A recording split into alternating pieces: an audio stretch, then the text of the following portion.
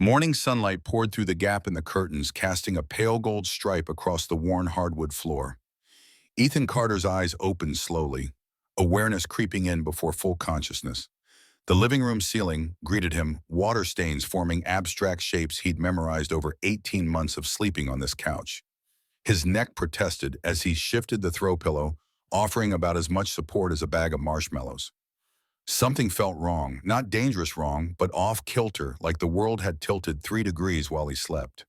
He lay still listening. The house had its own language of creaks and seas, and this morning it whispered of an unfamiliar presence.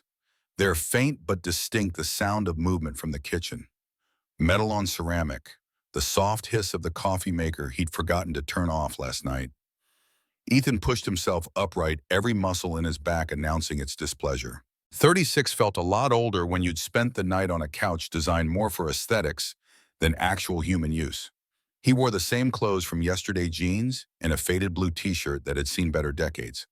His phone on the coffee table showed 7:47 a.m. Saturday. Maya would sleep until 8:30 if he was lucky. The kitchen sounds continued. Someone was in there moving with the casual confidence of belonging. He turned his head slowly, the way you might check for a spider you suspected was closer than you hoped. A woman stood at his kitchen counter, her back to him, pouring coffee into his favorite mug, the one with the chipped NASA logo Maya had given him for Father's Day 2 years ago. Dark hair fell past her shoulders, slightly disheveled, catching the morning light. She wore a white dress shirt, crisp cotton, that hung to mid-thigh, the sleeves rolled up to her elbows. His white dress shirt, the one he'd draped over the chair by his bedroom door last night. Ethan's throat went dry. His mind scrambled backward through last night's memories, finding nothing but exhaustion and the sound of rain hammering the roof. He'd come home late from the Henderson job, soaked to the bone, stripped off his wet clothes and collapsed. Alone. He was certain he'd been alone. The woman turned mug in hand and her eyes found his across the small house. Dark brown eyes, sharp and assessing, set in a face that belonged on magazine covers or corporate boardrooms. High cheekbones, clear skin, the kind of natural beauty that didn't need effort. She smiled, small and controlled lips, curving just enough to hint at amusement. Her voice came smooth and measured with the slightest rasp of someone who'd just woken up. "You really don't remember last night, do you?" Ethan's mouth opened, closed, opened again. No sound emerged. His brain offered several responses, all of them variations of panic. She set the mug down, the soft clink of ceramic on laminate, cutting through his mental static. Her expression shifted, professional warmth replacing the amusement, like a lawyer switching tactics mid-argument. "I'm Olivia, the woman whose car you saved." The words landed but didn't connect. Car. Saved. His memory reached for context and found only fragments. Storm, rain, darkness, metal, and fire. She continued, each word deliberate. "And whose company owns your house?" That penetrated. Ethan stood abruptly, too fast, the blood rushing from his head in protest. He gripped the arm of the couch for balance. The room tilted, then steadied. "Owns your house." The phrase repeated in his mind, refusing to make sense. "Wait, what?" Olivia picked up the mug again, took a sip, her eyes never leaving his. She looked perfectly comfortable, as if standing in a stranger's kitchen, wearing his shirt while delivering bombshells was just another Tuesday for her. "We need to talk, Ethan." The sound of small feet padding down the hallway broke the moment. Ethan's heart, already doing gymnastics, performed a triple axel. Maya. His 7-year-old daughter was about to walk into whatever this situation was, and he had no explanation ready, no script for the conversation that would follow. Maya appeared in the doorway, her hair a cloud of tight curls around her face, still wearing her purple pajamas with the cartoon planets scattered across the fabric. She stopped, taking in the scene with the unfiltered curiosity of childhood. Her gaze moved from Ethan to the strange woman, to the shirt the strange woman wore, processing information with a speed that made Ethan nervous.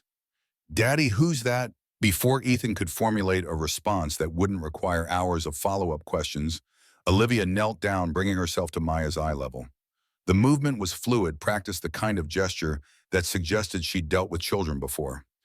"Just someone your dad saved." "I'm Olivia." Maya's eyes went wide. "Saved like a superhero." Something like that. The giggle that escaped Maya made Ethan's chest tighten. His daughter had a laugh that could diffuse bombs and melt glaciers, pure joy with no filter. She ran to him, grabbing his hand, bouncing on her toes. "Daddy saved someone. Did you wear a cape?" Ethan finally found his voice, though it came out rougher than intended. "No cape, sweetheart. Just, I helped someone last night, that's all." Olivia rose gracefully, smoothing the shirt down. The gesture drew Ethan's attention to what she was wearing, or more accurately, what she wasn't wearing beneath it. Heat crept up his neck. He looked away, focusing on Maya, on anything other than the elegant stranger commandeering his kitchen. Maya tilted her head, studying Olivia with the intensity of a scientist examining a new specimen. "Why are you wearing Daddy's shirt? Direct, innocent, devastating." Olivia's smile widened, genuine amusement breaking through the professional veneer. "Because your dad was kind enough to let me borrow it. Mine got ruined last night." "Oh." Maya accepted this with the easy logic of childhood. "Do you want pancakes? Daddy makes really good pancakes." "Maya, I'm sure Ms. Monroe, but Olivia is fine." "I'm sure Olivia needs to go home." Actually, Olivia moved to the small kitchen table, pulling out a chair. "I'd love some pancakes, if it's not too much trouble." She sat crossing her legs, looking for all the world like she owned the place, which apparently she did. That detail still hadn't fully processed.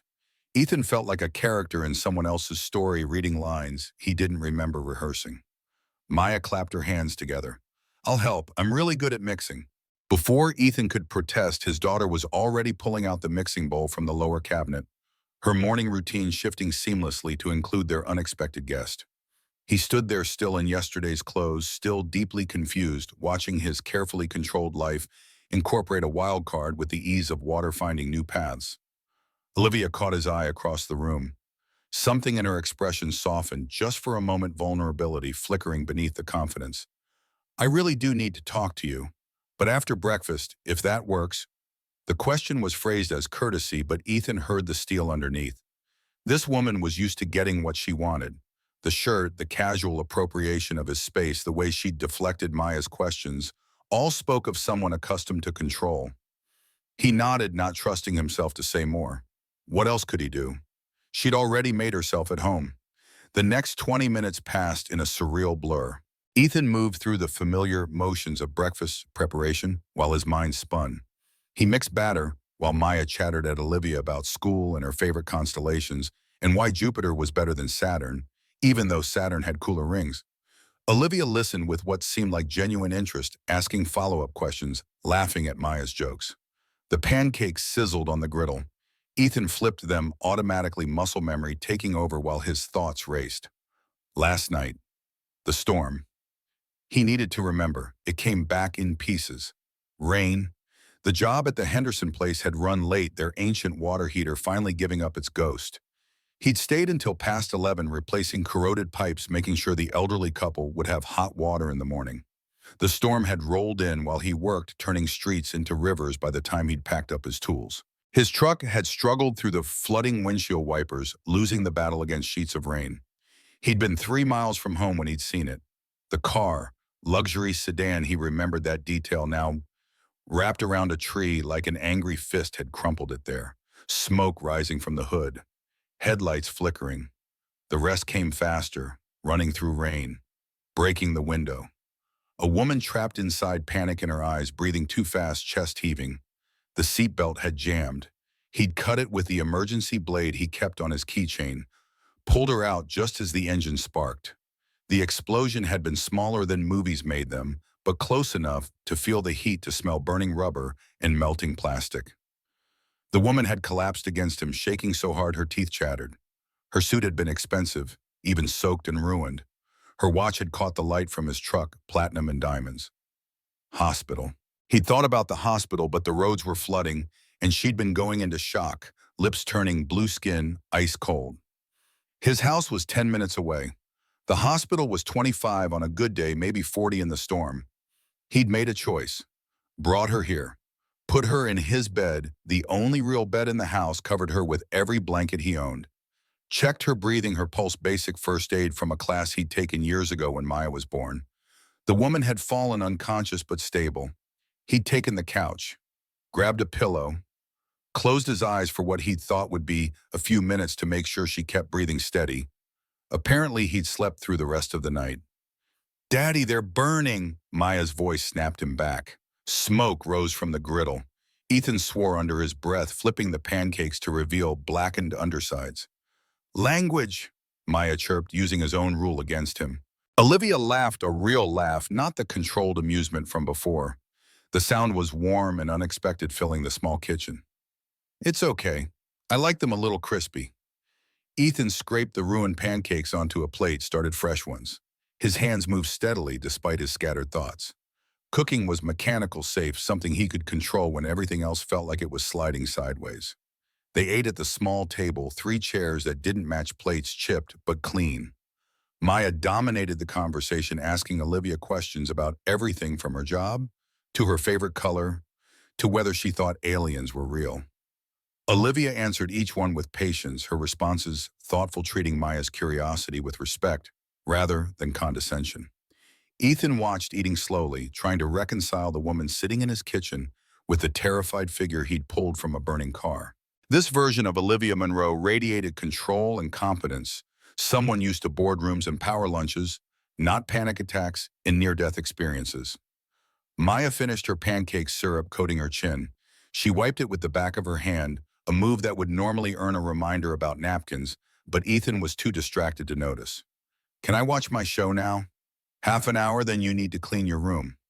"Okay." She bounced off to the living room, and moments later the sounds of an animated science program filtered back to the kitchen.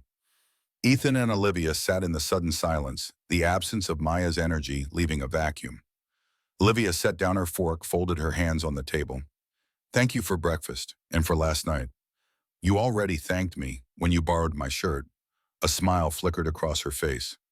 "Fair point." She reached down, retrieving her purse from beside the chair. Designer leather, the kind that cost more than Ethan's truck. She pulled out a wallet, and his stomach dropped before she even opened it. The stack of bills she placed on the table was thick, crisp hundreds, the kind he usually only saw in movies. He didn't count, but his brain did it automatically. 2,000, maybe more. This should cover last night. Ethan stared at the money. At her. Back at the money. Cover what? Helping me. The bed, the clothes, everything. His jaw tightened, muscles bunching. A familiar heat built in his chest, the same one that had gotten him in trouble before, the one that made him speak when silence would be smarter. "I didn't do it for money." Olivia shrugged, the gesture casual, dismissive. "Then consider it for laundry service. That shirt probably needs dry cleaning now." Something inside Ethan snapped, a restraint he'd been holding, finally breaking free. He stood abruptly, the chair scraping against linoleum. He grabbed the money, all of it, and shoved it back across the table toward her. "Take it back." His voice came harder than intended, loud enough that the TV volume in the living room increased, Maya turning it up to drown out the adults. Olivia's expression didn't change. Cool, collected. She looked at him the way a scientist might observe an interesting chemical reaction, curious but detached. Most men would have taken it. "I'm not most men." She tilted her head, studying him like he was a puzzle. She'd just discovered something that didn't fit her understanding of how the world worked. "No, you're not." She picked up the money slowly, methodical, folding the bills and tucking them back into her wallet. Her movements were precise, practiced someone who'd handled large sums of cash so often it had become routine. "My mistake. I thought I was being generous." The word hit him like a slap. Generous. As if gratitude could be purchased, as if what he'd done last night had a price tag that could be settled with hundreds in a leather wallet. "Generous?" Ethan laughed, bitter and sharp. "You think throwing cash around makes you generous? You have no idea what generous means."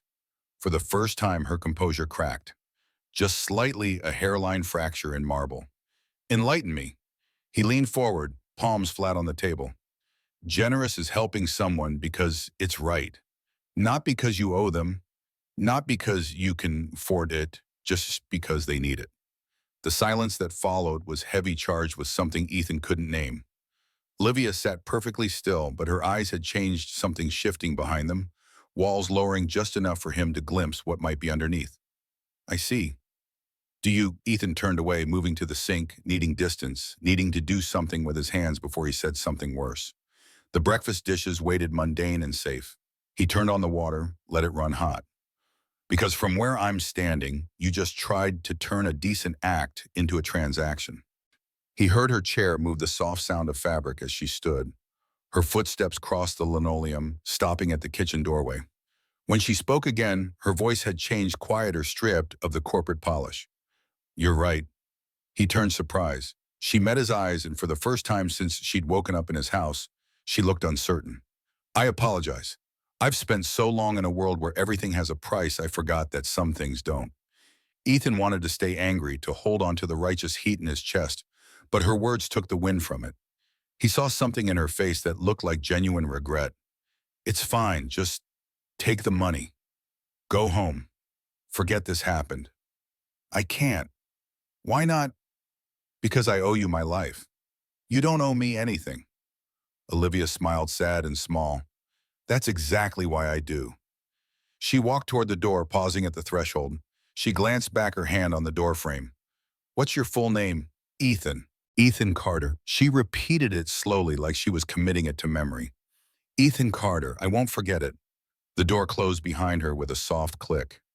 Ethan stood in his kitchen, hands still wet from dishwater, staring at the space she'd occupied. The coffee mug sat on the counter, half-full lipstick marking the rim. Evidence she'd been real, not some stress-induced hallucination. Daddy, Maya appeared, remote in hand, her show apparently over. Is she your girlfriend now? Ethan almost laughed. Almost. No, honey, He searched for words. She's complicated. Maya bounced on her toes, a gesture that meant she was thinking hard about something. I think she likes you. What makes you say that? Because she looks at you the way you look at pancakes. This time he did laugh, the absurdity breaking through his confusion. Like I want to eat her. No, silly, like she makes you happy. He picked her up, spinning her around, her giggle infectious. You're too smart for your own good, you know that. That's what my teacher says. He set her down, ruffling her curls. Go clean your room. I'll check in 20 minutes. Fine. She trudged off, dramatic sighs trailing behind her. Ethan returned to the dishes, scrubbing pancake residue from the griddle, trying to process the morning's events. His phone buzzed on the counter. A text from the Hendersons thanking him again, asking if he could stop by next week to look at their furnace.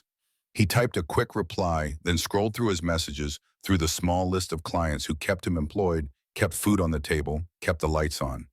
His life was simple, predictable. He fixed things people broke, solved problems he could see and touch, collected payment that covered the basics. No drama, no complications, no mysterious billionaires showing up in his kitchen.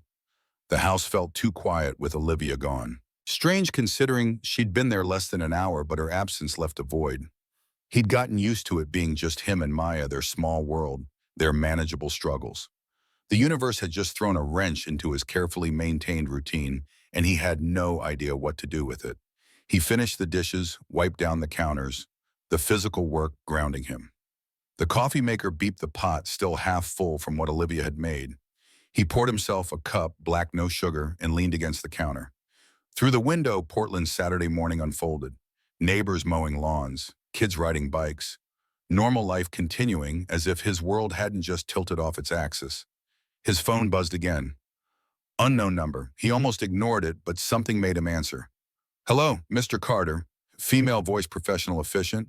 Yes. This is Sarah Chen, assistant to Olivia Monroe. Ms. Monroe asked me to arrange for dry cleaning pickup. Your shirt will be returned by Monday. Ethan blinked, processing. That's not necessary. Ms. Monroe insists. Also, she wanted me to convey her gratitude again for your assistance last night. She already did that.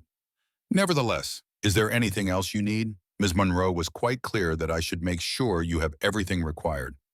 The phrasing struck him as odd. Everything required, as if he was a problem to be solved, a loose end to be tied up. I'm fine, thank you. Very well. Have a good day, Mr. Carter. She hung up before he could respond. He stared at his phone, at the number already fading from the screen. Olivia Monroe had an assistant. Of course she did. People who wore $1,000 suits and platinum watches had assistants. They had drivers and lawyers, and probably people whose only job was to make problems disappear. He wondered if that's what he was. A problem. a complication in her otherwise ordered life. The thought bothered him more than it should. The afternoon passed in the familiar rhythm of weekend chores. Ethan checked on Maya's room, finding it marginally cleaner than before, clothes at least off the floor, even if they weren't technically put away. They went to the grocery store where he counted every dollar, calculating in his head, doing the math that had become second nature. Rice, eggs, chicken, vegetables. Enough for the week if he stretched it. Maybe a small treat for Maya if he found something on sale. At the checkout, the total came to $43.67. He handed over two 20s and a 5, pocketed the change. Maya clutched a chocolate bar she'd chosen her weekly reward for good behavior. They drove home in his truck, the engine making a new sound he didn't like, another expense he couldn't afford right now. Maya hummed along to the radio, oblivious to her father's mental calculations about timing belts and labor costs. Back at the house, Ethan put away groceries while Maya worked on homework at the kitchen table. Saturday homework, the kind teachers assigned to make sure kids didn't forget everything over the weekend. She chewed her pencil, frowning at a math worksheet. "Daddy, what's 7 times 8? "What do you think it is? 56. "Good job." She wrote it down, moved to the next problem. Ethan watched her, this small human he'd somehow helped create, her mother's eyes in his face, smart and curious and completely dependent on him not to screw up. The TV remained off, unusual for a Saturday afternoon. The house felt different, changed in some subtle way he couldn't identify. Like someone had moved the furniture an inch, not enough to see, but enough to feel. Around 4, Ethan turned on the local news while starting dinner. He wasn't much for TV, but background noise helped fill the empty spaces. The anchor droned through stories. He half listened to traffic and weather and local politics. Then he heard it. Breaking news. CEO Olivia Monroe, survivor of last night's car crash, returned to work today. Sources say a local resident pulled her from the burning vehicle just in time. Ethan froze, knife in hand, half-chopped onion on the cutting board. He looked up at the screen. There she was, Olivia Monroe, not in his shirt but in a sharp business suit, standing in front of a massive glass building, corporate logo gleaming behind her. Monroe Enterprises. The words registered slowly, their significance taking time to penetrate. The reporter continued, microphone thrust toward Olivia, cameras flashing. "Miss Monroe, can you tell us who saved you?" Olivia's face on screen was different from the woman who'd sat at his kitchen table. This version was polished, professional, every inch the powerful executive. But her words surprised him. He was kind, humble, and he refused payment. A pause calculated for effect. That's the kind of integrity you can't buy. The camera cut back to the newsroom, but Ethan barely heard the anchor's follow-up. His mind stuck on those words. Refused payment. She'd told him, told the news, told everyone watching that he'd turned down her money. "Daddy," Maya's voice yanked him back. She stood next to him, tugging his sleeve, eyes wide. "That's the lady from this morning." "Yeah, kiddo, it is." "She's on TV." "That's so cool. Is she famous?" "Seems like it." Maya bounced on her toes, practically vibrating with excitement. "You saved a famous person." "That's amazing. Why didn't you tell me she was famous?" Ethan set down the knife, turning off the burner. "I didn't know." "Can I tell my friends?" "No." The word came sharper than intended. Maya's face fell. "Why not?" "Because, he struggled for an explanation that would make sense to a 7-year-old. "Because it's not about being famous. I just helped someone who needed help. That's all." "But it's cool. It's private." Maya's lower lip jutted out, her thinking face. "Okay." She returned to her homework, and Ethan went back to cooking, but his mind was elsewhere. Monroe Enterprises. He'd heard the name vaguely, the way you hear about corporations that don't touch your daily life. They owned buildings, bought companies, made millions, maybe billions. And apparently they owned his house. That detail kept circling back, refusing to settle. What had she meant? His landlord was Westside Property Management, a local company he sent rent checks to every month. How did Olivia Monroe's company factor in? He finished dinner in a daze, chicken and rice, simple and filling. They ate while Maya chattered about school, about the science project due next month, about her friend Sophie's birthday party next weekend. Ethan made appropriate responses, but part of his mind stayed stuck on the morning, on the woman who'd drunk his coffee and worn his shirt, and left a check mark on his world he couldn't erase. After dinner, after Maya's bath, after stories and tucking in, and the slow ritual of bedtime, Ethan found himself alone in the quiet house. He pulled out his laptop, old and slow, and typed Olivia Munro into the search bar. The results flooded the screen. Articles, photos, business news. He clicked through them, building a picture of the woman who'd invaded his morning. Olivia Munro, 34, CEO of Munro Enterprises. Net worth estimated at 500 million. Self-made, the articles emphasized. Started with nothing, built an empire. Known for aggressive acquisitions, for turning failing companies profitable, for boardroom battles and hostile takeovers. He found older articles, profiles the kind that magazines ran on successful women. They mentioned her past, though she clearly didn't like talking about it. Foster care, group homes, emancipated at 16, put herself through community college, then state university, then business school on scholarships and sheer determination. The story was compelling American dream territory, rags to riches through hard work and intelligence. But something about the way it was written felt sanitized, like the rough edges had been smoothed for public consumption. He found a photo from a charity gala, Olivia, in an evening gown, diamonds at her throat, smiling for cameras. She looked untouchable, carved from ice and ambition. Nothing like the woman who'd knelt to talk to his daughter, who'd laughed at burned pancakes. Another article caught his eye. Munro Enterprises acquires West Side Property Management. Dated 3 months ago. His stomach dropped. He clicked through, scanning the business jargon. Munro Enterprises had purchased West Side in a cash deal, folding it into their real estate portfolio.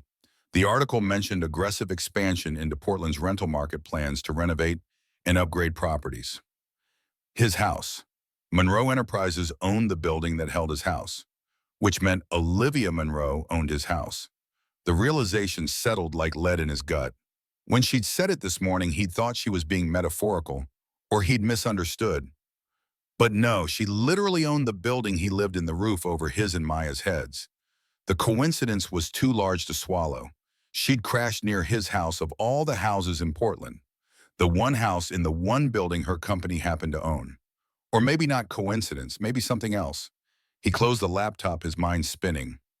The universe either had a twisted sense of humor or something bigger was happening, something he couldn't see yet. His phone buzzed. Another unknown number. He let it go to voicemail. A minute later, the notification appeared. He listened, half expecting Olivia's assistant again. Instead, a man's voice, smooth and professional. "Mr. Carter, this is David Ross from Munro Enterprises Legal Department. We need to discuss your lease agreement. Please call me back at your earliest convenience." The message ended. Ethan stared at his phone. Legal department. His lease agreement. The words arranged themselves into patterns he didn't like. He didn't call back. Not that night. He sat in the dark living room, his couch, his temporary bed for the past year and a half, and tried to make sense of a day that had started with a stranger in his kitchen and ended with lawyers leaving voicemails. Maya was safe. Asleep. That's what mattered. Everything else was noise. But the noise was getting loud.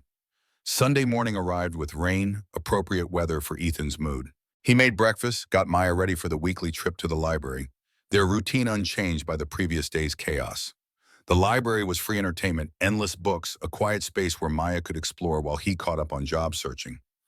They spent 2 hours there, Maya in the children's section, Ethan at a computer terminal, checking contractor sites, sending emails to potential clients.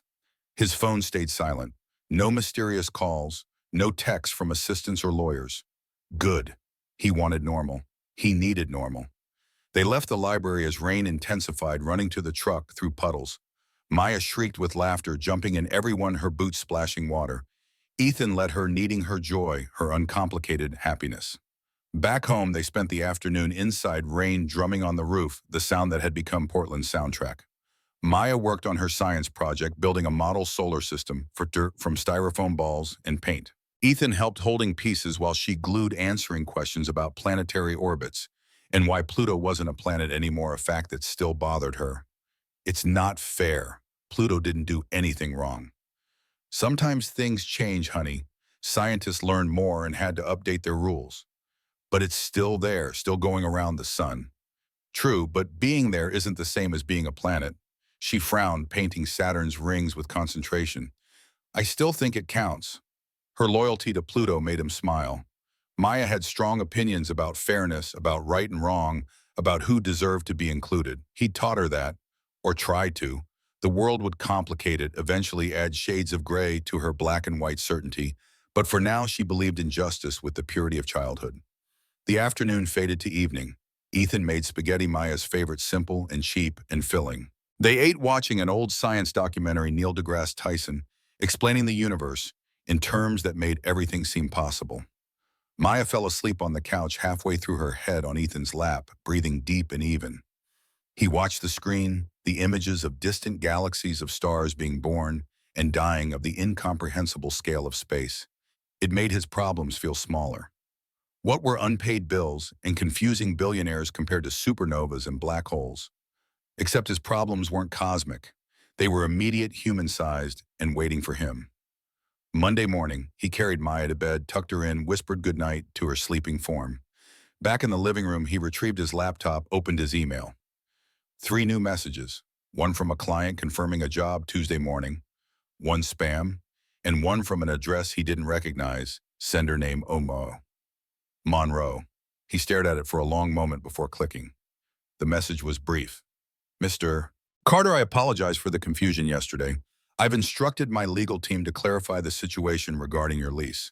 There's been a misunderstanding. You'll receive proper documentation by Wednesday. Also, I meant what I said about the foundation. I'd like to discuss it further if you're willing. No obligations, just a conversation. The shirt will be returned Monday as promised. Thank you again. Ethan read it twice, then a third time. The tone was different from yesterday's confident assertion. This felt careful, almost tentative. Misunderstanding was a word people used when they'd made a mistake but didn't want to say it directly. He should delete it. Move on. Forget Olivia Monroe existed outside of a weird Saturday morning. Instead, he hit reply.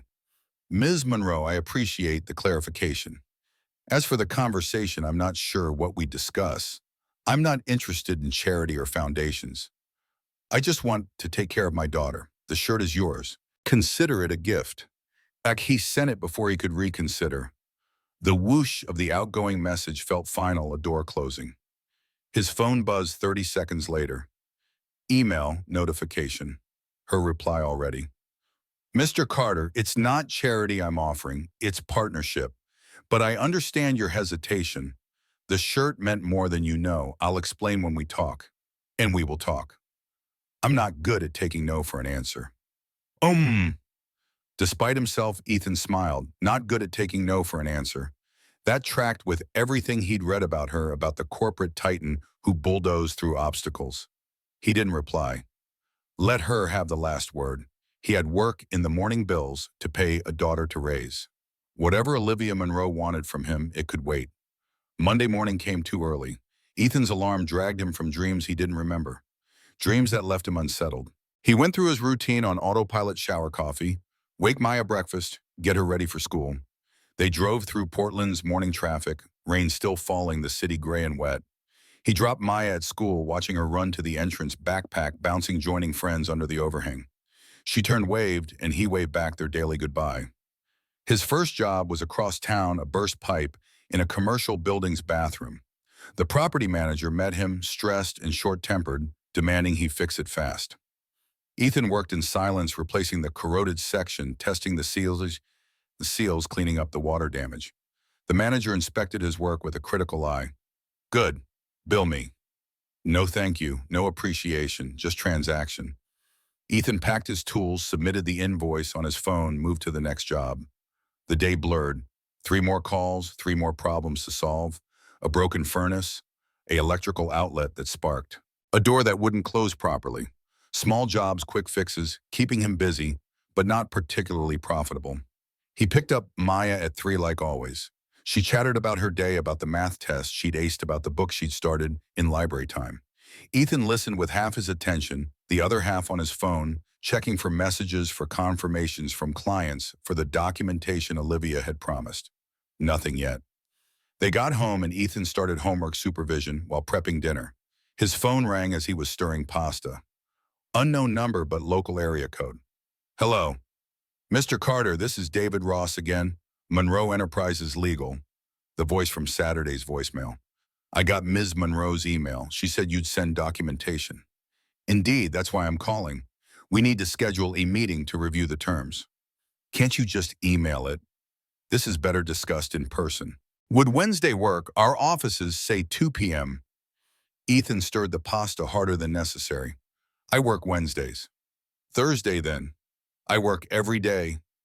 A pause. Ross sounded like someone unused to people saying no. This is important, Mr. Carter. It concerns your housing situation. The implied threat hung in the air. Housing situation. Code for we can make your life difficult. Fine, Thursday, 2 p.m., where Ross gave him an address downtown, top floor of the Monroe building. Of course, make him come to their territory, their power base. I'll be there. He hung up before Ross could respond. Maya looked up from her worksheet. Who was that? Work stuff, honey. Nothing to worry about. But he was worried. Whatever this meeting was about, it wasn't good. Companies didn't summon tenants to their corporate headquarters to deliver good news. Wednesday morning arrived with a delivery. A black car pulled up while Ethan was loading tools into his truck, preparing for a job across town. The driver, dressed in a dark suit, stepped out holding a garment bag. Mr. Carter. Yes, from Ms. Monroe. He handed over the bag and a small envelope, then returned to the car and drove away before Ethan could respond. Inside the bag was his shirt. Not just clean, but professionally laundered, pressed, the fabric crisp and perfect, better than it had looked when he'd bought it years ago. The envelope contained a note handwritten on expensive cardstock. Thank you for the loan. It served me well. I hope it serves you well too. OAM. Ethan held the shirt, feeling the quality fabric, seeing the care that had gone into its return. This wasn't just dry cleaning. This was a statement, a reminder that she paid attention to details, that she followed through, that she didn't forget. He hung the shirt in his closet next to work clothes and faded jeans. It looked out of place, too nice for his life. His phone buzzed. Text message, unknown number, but he recognized it from the emails. See you tomorrow, 2 p.m. Don't be late. So she'd be at the meeting, not just the lawyers, her. Ethan texted back, wouldn't dream of it. Thursday started wrong. Maya woke with a sore throat, nothing serious but enough to keep her home from school. Ethan called his jobs, rescheduled what he could, found a neighbor who sometimes watched Maya in emergencies. Mrs. Chen, elderly Korean woman, kind, but stern, who'd lived in the building longer than anyone. She'll be fine with me. You go do your business. I'll be back by 4. Take your time. We'll make cookies.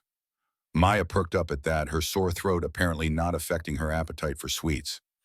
Ethan drove downtown traffic, heavy anxiety building.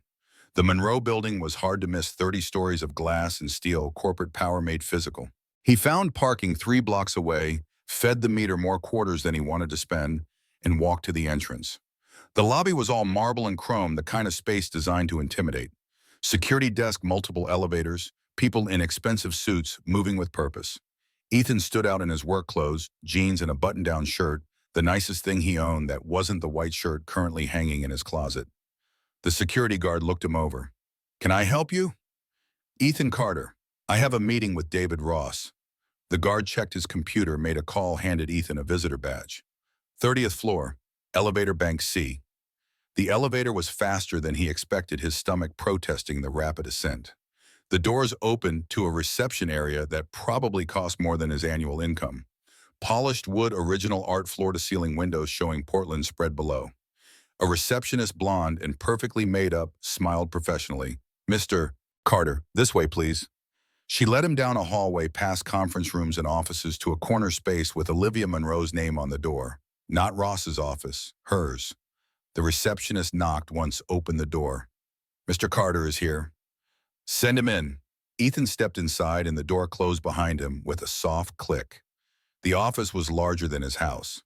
Windows on 2 walls, city views that probably never got old. A massive desk, minimal decoration, everything clean and purposeful. And behind the desk, standing, was Olivia Monroe. She wore a charcoal suit, hair pulled back every inch, the CEO from the news footage. But her eyes were the same ones that had studied him over coffee in his kitchen. Mr. Carter, thank you for coming. I didn't think I had a choice. She gestured to a chair across from her desk. Please sit. He did, feeling out of place, like he'd stumbled into the wrong movie. She sat as well, folding her hands on the desk. I asked David to arrange this meeting because I owe you an explanation. About what? About Saturday, about what I said. Ethan waited. When I told you my company owns your house, I was being imprecise. We own the building. Your lease is with Westside Property Management, which we acquired 3 months ago. The ownership changed, but your lease terms haven't. So nothing's different and… Correct. You've paid rent on time, been a model tenant. There's no issue with your lease. Then why am I here? Olivia stood moving to the window looking out at the city. When she spoke, her voice had changed the corporate polish, giving way to something more human. Because when I woke up Saturday morning in a stranger's house wearing a stranger's shirt, I did what I always do. I tried to control the situation, tried to make it transactional, something I could understand and manage. She turned to face him. And you threw it back in my face. Literally. You were treating kindness like a business deal. I know. And you were right to call me out. Ethan leaned back surprised. People like her didn't usually admit fault. So what now? Now I ask you to hear me out. About the foundation, about what I'm trying to do. I'm not interested in charity. It's not charity, it's investment. She returned to her desk, pulling out a folder, sliding it across to him. I grew up with nothing. Foster care group homes the system. I know what it's like to be one unexpected expense away from disaster. I know what it's like to be invisible to people who have resources. Ethan opened the folder. Inside were documents, proposals, financial projections. I want to create a fund for single parents, specifically single fathers, because they're even more invisible than single mothers. Financial support, job training, childcare assistance, legal help, real tangible resources.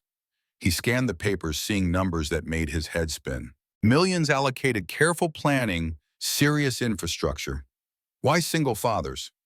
Because you reminded me of why I started this company in the first place. She sat on the edge of her desk closer to him, her posture more open. I built Monroe Enterprises to have power, to never be helpless again. But somewhere along the way, I forgot that power is meaningless if you don't use it for something good. And I'm supposed to be what, your inspiration? No, my partner. Ethan closed the folder. I don't understand. I want to name the fund after you, the Carter Fund. I want you to help me identify families who need support, to guide the program, to make sure it actually helps people instead of just making me feel good. Why me? Because you know this community. You know what it's like to struggle. And because you have integrity. You refused my money because it wasn't about the money. I need that perspective. Ethan stood pacing to the window, looking at the city from 30 stories up. From here, his neighborhood was invisible, lost in the sprawl. This feels like you're trying to fix your guilt. Maybe, or maybe I'm trying to do something meaningful. He turned back to her. I can't accept a foundation named after me. That's not who I am. Who are you, Ethan Carter? The question landed harder than it should. He thought about his answer, about the years since the divorce, since he'd become the only parent, the only provider.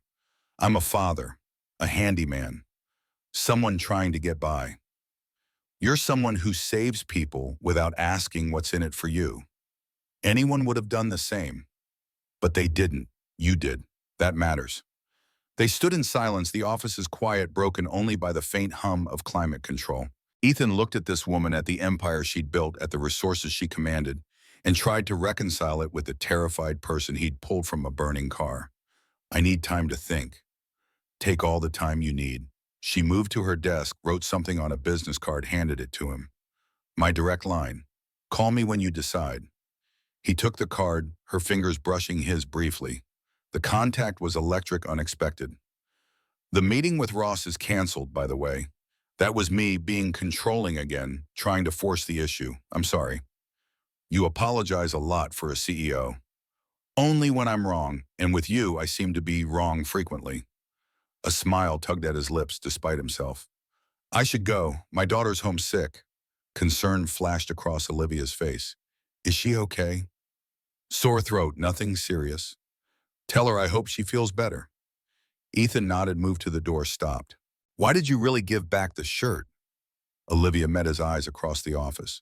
Because keeping it felt like stealing something that didn't belong to me. And I've taken enough in my life. I'm trying to give back now. He left without responding, rode the elevator down, walked through the lobby, back into Portland's drizzle. The business card felt heavy in his pocket, weighted with implications he wasn't ready to examine. His phone rang as he reached his truck. "Mrs. Chen, Maya's fever is up. Not bad, but you should come home." "On my way." He drove faster than he should, parental worry overriding caution. Traffic cooperated, and he made it home in 20 minutes. Mrs. Chen met him at the door, Maya wrapped in a blanket on the couch, flushed and miserable. "She'll be fine. Just needs rest and fluids. Thank you for watching her." "No charge. She's a good girl." Mrs. Chen left, and Ethan took her place on the couch, pulling Maya close. She leaned into him, her forehead hot against his shoulder. "Daddy, I don't feel good." "I know, sweetheart. We'll get you better." He spent the rest of the day in doctor mode, checking temperature, administering children's Tylenol, making soup from a can. Maya drifted in and out of sleep, her small body fighting whatever virus had invaded. By evening, her fever broke. Color returned to her cheeks. She sat up, requesting toast, a good sign. "Can I watch my show?" "One episode, then more rest." She settled into the couch cushions, remote in hand, and Ethan returned to the kitchen, cleaning up the day's debris. His phone sat on the counter, Olivia's business card next to it. The Carter Fund. He imagined it. His name on something bigger than himself. Resources flowing to families like his people, working themselves to exhaustion. People invisible to the world. It was tempting. God, it was tempting. But accepting felt like admitting he needed saving. And his pride, that stubborn thing that had gotten him through divorce and job loss and 18 months of sleeping on a couch, rebelled against the idea. He picked up the card, studied the number she'd written, her handwriting elegant and precise. Not tonight. Tonight was about Maya, about being present, about the small, crucial things. The foundation could wait. Friday brought improvement. Maya's fever stayed down, her energy returning. Ethan kept her home anyway, one more day of rest. They spent it quietly reading books, working on her science project, watching documentaries. His phone remained quiet. No calls from lawyers, no emails from Olivia. Just his usual stream of client requests, bills, the mundane architecture of daily life. Saturday arrived with sun, rare for Portland, worth celebrating. Maya felt well enough for the playground, and they walked the 3 blocks enjoying warmth that wouldn't last. The playground was crowded, families taking advantage of the weather. Maya ran to the swings, joining friends from school, their voices carrying across the wood chips and equipment. Ethan sat on a bench, half watching Maya, half lost in thought. The week had been surreal, a break from normal that he still couldn't fully process. In another life meeting, someone like Olivia Monroe might have been exciting, the start of something. But this life had no room for complications. "Mr. Carter." He looked up. A woman stood there, professional, dress tablet in hand, expensive sunglasses. "Yes." "Sarah Chen, Ms. Monroe's assistant. We spoke on the phone." Ethan stood suddenly wary. "Something wrong?" "Not at all. Ms. Monroe asked me to deliver something." She handed him a manila envelope thick with contents. "What is this information about the Carter Fund? Details, projections, testimonials from families who could benefit." "So, Monroe thought you might want to review it at your leisure." "She couldn't email it." Sarah smiled, professional but warm. "She thought it would mean more in person. Also, there's something else." She pulled out a smaller envelope, this one sealed with actual wax, old-fashioned and deliberate. "She asked me to give you this. Said you'd understand." Ethan took both envelopes, feeling ambushed but curious. "Thank you. One more thing. Ms. Monroe wanted you to know that regardless of your decision about the fund, your lease situation is secure. No changes, no pressure. She wanted that clear." "Okay," Sarah nodded, professional courtesy complete, and walked away. Ethan watched her go, then looked at the envelopes in his hands. Maya's laughter pulled his attention back to the playground.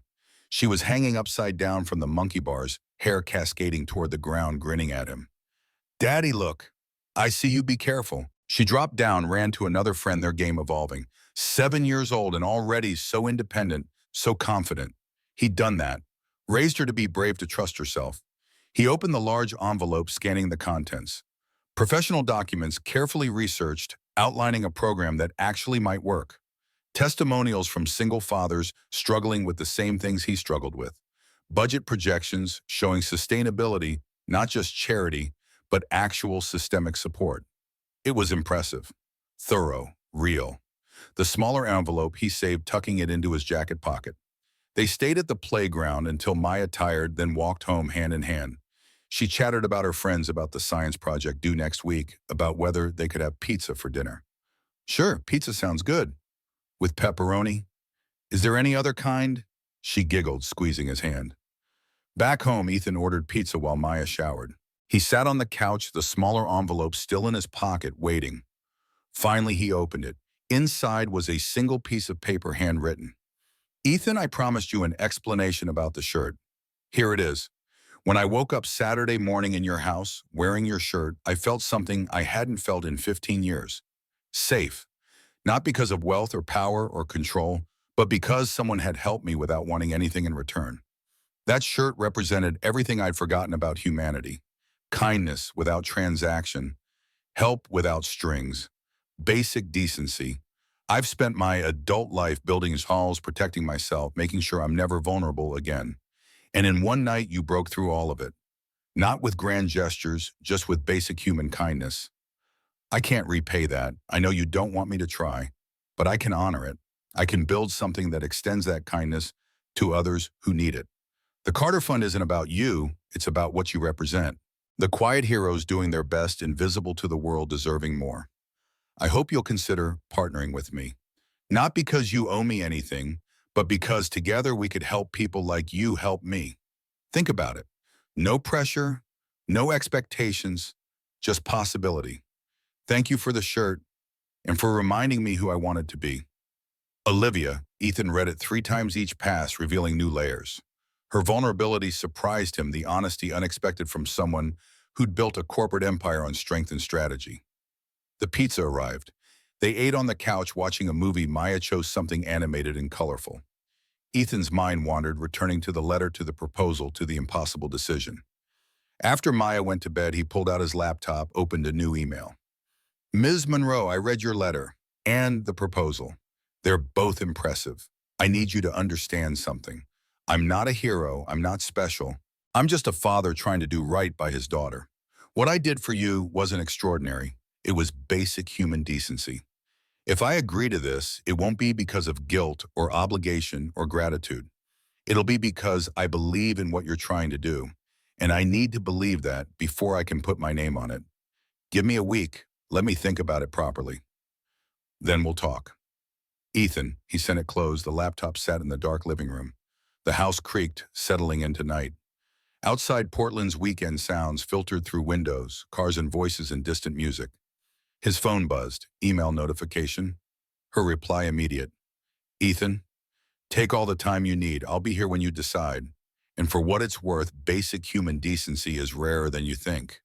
That's what makes it extraordinary. Olivia, he smiled despite himself, setting the phone aside.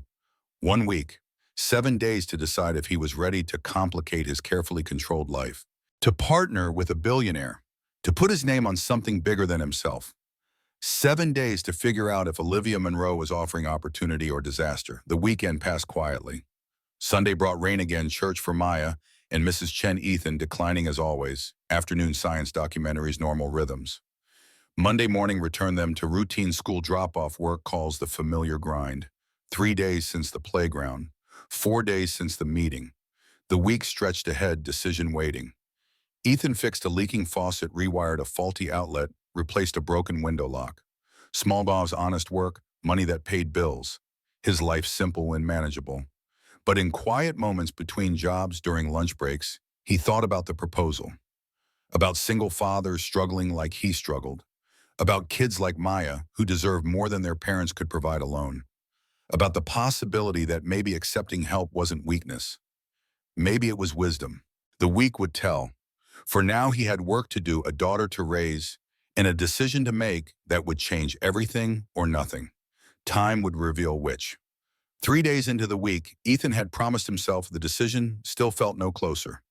Tuesday morning found him under a sink in a duplex across town, replacing corroded pipes, while his mind wandered to places it shouldn't.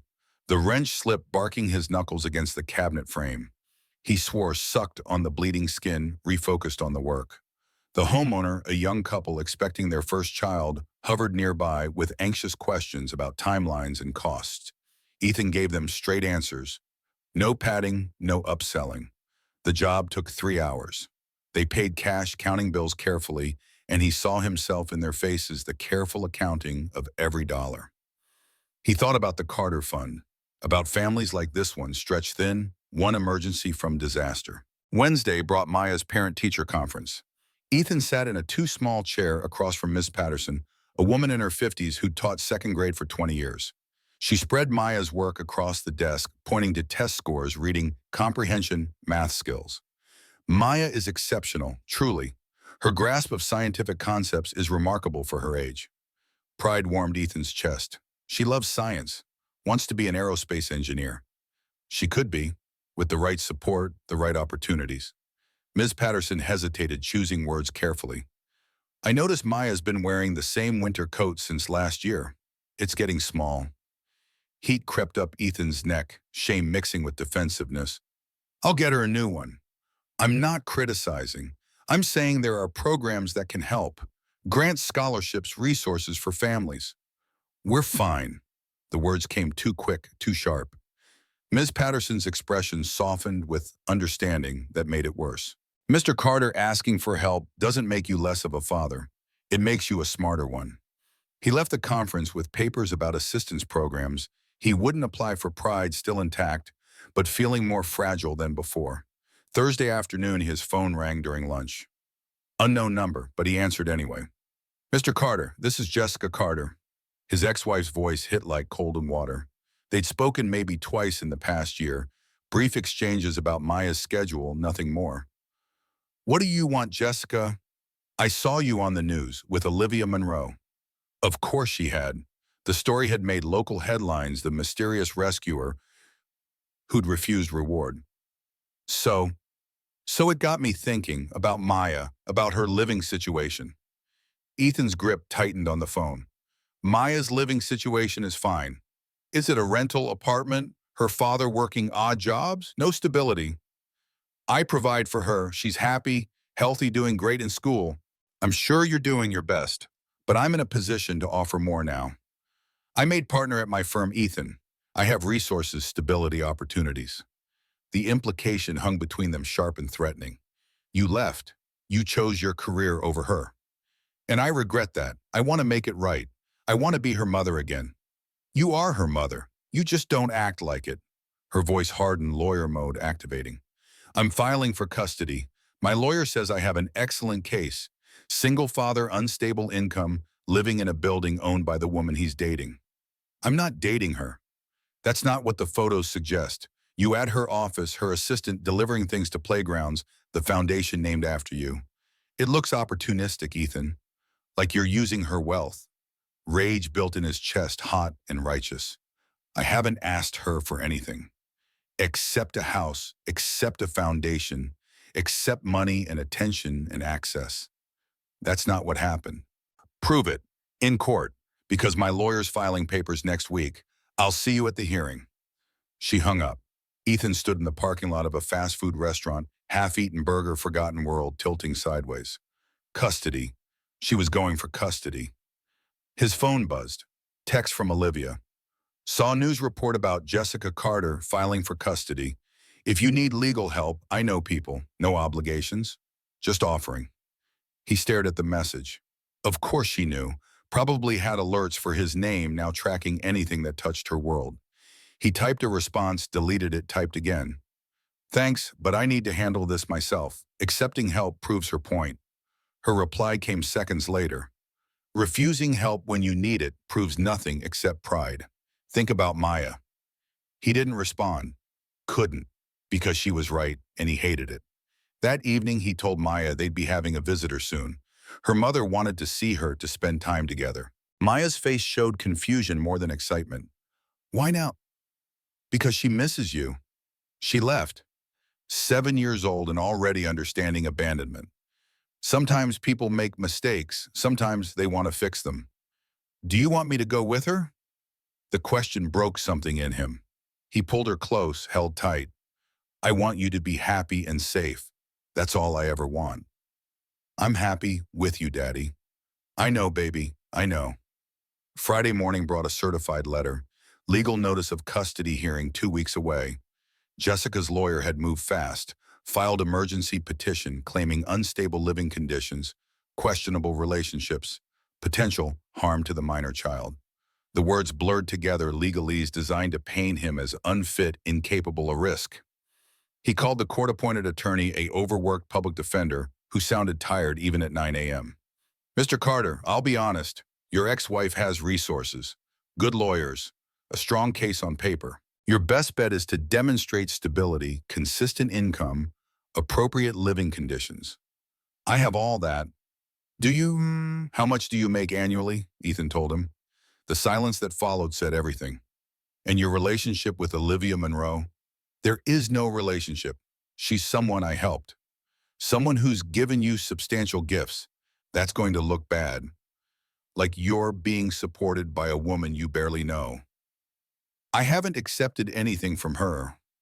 The foundation with your name, I haven't agreed to that yet. Yet. So you're considering it. Mr. Carter, Jessica's lawyer, will paint you as unstable, opportunistic, potentially exploiting a wealthy woman. We need to counter that narrative. How to? By being squeaky clean, no contact with Ms. Monroe.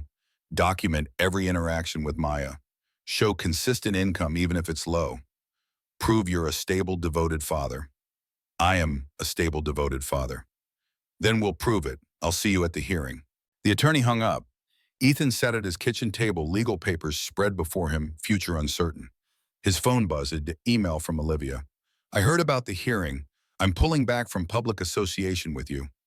My lawyer advised it could hurt your case, but I'm not abandoning you, just giving you space to fight without my baggage. If you need anything at all, call me. Oh. He appreciated the gesture even as it confirmed his worst fear. Association with her was liability proof of Jessica's accusations. Saturday, Maya spent the day with Jessica at an upscale hotel downtown. Court-ordered visitation supervised 2 hours.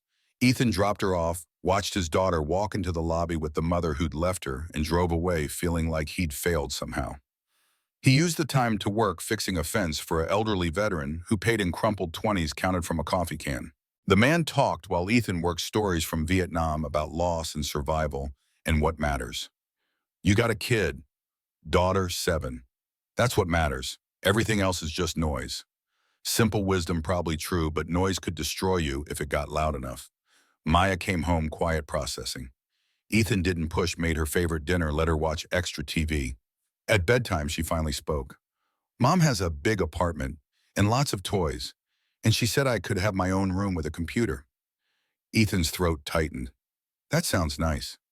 But she doesn't know my favorite color, or that I like peanut butter on pancakes, or that I'm scared of the dark but only a little. She's been away. She's trying to learn those things again. Do you want me to live with her? He knelt beside her bed, took her small hands in his. I want you to know something. No matter what happens, no matter where you are my daughter. I love you more than anything in this world. Nothing changes that. Ever. Tears pulled in her eyes. I don't want to leave. I'm going to fight for you with everything I have. But if the judge decides differently, it doesn't mean I love you less. Okay. She nodded, but the tears fell anyway. He held her until she slept, then stayed longer watching her breathe, memorizing her face in case the universe took her away. Sunday, he went to Maya's school early morning before anyone else arrived. The parking lot was empty, quiet, just him and the building where his daughter learned and grew. He needed to think, needed space away from the house that suddenly felt temporary. A car pulled into the lot, black sedan, tinted windows. The driver's door opened and Olivia stepped out dressed casually, jeans and a sweater, sunglasses, despite the overcast sky. She saw him, hesitated, then walked over. Hi. You're not supposed to be here. My lawyer said no contact. Your lawyer said no public association. This is private. And I won't stay long. I just needed to say something. Ethan waited. She removed her sunglasses and he saw exhaustion in her eyes, the kind that came from sleepless nights. My board called an emergency meeting yesterday about the Carter Fund, about my association with you. Let me guess, they want you to shut it down. They want me to choose the fund or my position as CEO. Shock rippled through him. That's insane. That's business. They think I'm being reckless emotional, letting personal feelings compromise company interests. They're threatening a vote of no confidence. Olivia, you can't risk your company for this. For me, it's not your choice. It affects me. And Maya, Jessica's lawyer, will use this. Will say you're unstable, that I'm involved with someone making bad decisions. She stepped closer, voice dropping. What if I don't care? What if this matters more than stock prices and board approval? Your company is your life, everything you built. I built it to have power, to never be helpless. But what's the point of power if I don't use it for something real? Real like a custody battle you can't fix. Real like a foundation that might cost you everything. Real like helping people who actually need it instead of just accumulating wealth. They stood in the empty parking lot, morning light filtering through clouds, the space between them charged with things neither could say. Ethan broke first. You need to walk away. From this, from me, from the fund. Save your company. No. Olivia, I said no, I'm not walking away. Not from the fund, not from what we started. We didn't start anything, didn't we? The question hung heavy. He thought about that first morning, the shirt, the coffee, the way she'd looked at him like he'd shown her something she'd forgotten existed. This is impossible. Most good things are. I can't be responsible for you losing everything. You're not responsible for my choices. I am. She turned to leave, stopped, looked back. The hearing is in 2 weeks. Yes. I won't be there, can't be without hurting your case. But I'll be thinking about you, about Maya, and whatever you need after whatever happens, I'm here. Why? Because you saved me, and I don't mean from the car. She left before he could respond, the sedan pulling away, leaving him alone with questions that multiplied faster than answers. Monday morning, exactly 1 week since he'd promised to decide about the fund, Ethan called the number on Olivia's business card. Her assistant answered. Monroe Enterprises, Ms. Monroe's office. This is Ethan Carter. I need to speak with Olivia. 1 moment, please. Hold music played, something classical and calming designed to soothe anxious callers. Then her voice, familiar and surprising. Ethan, I've made a decision about the fund. Silence. He could almost hear her holding her breath. And I can't do it. I can't put my name on it, can't be your partner, can't be part of whatever this is. More silence, longer, heavier. Can I ask why, Mom? Because Jessica's right. It looks bad. Looks like I'm using you, like I'm unstable, chasing money instead of focusing on my daughter. The judge will see that foundation and think I'm not serious about being a father. So you're choosing pride over actually helping people? The accusation stung because it was partially true. I'm choosing my daughter over everything else, like I always have. And if you lose anyway, if the judge gives custody to Jessica despite you refusing help, then at least I'll know I fought clean. He heard her breath catch, frustration or disappointment or both. That's the stupidest thing I've ever heard. Excuse me. Fighting clean doesn't matter if you lose. Your daughter needs you to win, not to maintain some abstract sense of honor. My honor is what makes me worth fighting for. Your love for Maya is what makes you worth fighting for. Everything else is ego. Anger flared hot and defensive. You don't get to tell me how to parent. I'm not telling you how to parent. I'm telling you that martyrdom helps no one. I'm not a martyr. I'm a realist. My association with you hurts my case. So I'm ending the association. Fine, the fun continues without you. I'll find someone else to guide it. Good. Good. They breathed into the phone, both stubborn, both angry, both unable to hang up first. Finally, Olivia spoke softer. I'm sorry, I shouldn't have pushed. You're used to getting what you want. I'm used to fighting for what matters. There's a difference, maybe, but this fight isn't yours. What if I want it to be? The question shifted, something changing the conversation's terrain. Why would you want that? Because somewhere between the storm and the shirt and your ridiculous pride, I started caring about you, about Maya, about whether you win or lose. Ethan closed his eyes, pressing phone to ear, trying to sort through emotions tangling like wire. I can't give you what you want. I'm not asking you to. I'm asking you to let me care. Caring costs you your company. Then I'll build another one. You're not thinking clearly. I'm thinking clearly for the first time in years. He heard the truth in her voice, the conviction, and it terrified him. Olivia, we barely know each other. I know you're a good father. I know you're honest to a fault. I know you make excellent pancakes and terrible decisions. Despite everything, he smiled. My decisions aren't that bad. You're refusing help that could save your daughter's future. That's pretty bad. I'm protecting her from scrutiny. You're protecting yourself from vulnerability. The accusation landed center mass, knocking breath from his lungs. That's not fair. It's true. You're so afraid of being seen as weak that you'd rather lose than accept help. I accepted help my whole marriage. Jessica made more money, had the better job, the stability. And when it ended, she threw it in my face. Said I was useless, a burden, someone who couldn't provide. Silence. When Olivia spoke again, her voice carried different weight. She was wrong. Was she? I lost my job, lost my house, ended up sleeping on a couch in a rental I can barely afford. That's not exactly success. Success isn't measured in dollars. It's measured in how you show up when everything falls apart. Pretty words from someone who's never been broke. I've been broke. I've been homeless. I've slept in shelters and eaten from food banks. Don't assume you know my story. Shame crept in, hot and uncomfortable. I'm sorry, that was unfair. Yes, it was, but I understand where it came from. They breathed together, anger dissipating, leaving something raw behind. I don't know what you want from me, Olivia. I want you to fight smart instead of proud. I want Maya to stay with her father, and I want to help make that happen. I can't let you. Then I'll help without your permission. Anonymously, through channels Jessica's lawyer can't trace. That's necessary. Your court-appointed attorney is overworked and underpaid. You need better representation. I can't afford better. You're not paying for it. I am, through a legal aid foundation that has nothing to do with me publicly. Olivia, it's already done. A lawyer named Margaret Hayes will contact you today. She's excellent, she's expensive, and her fees are covered by the foundation.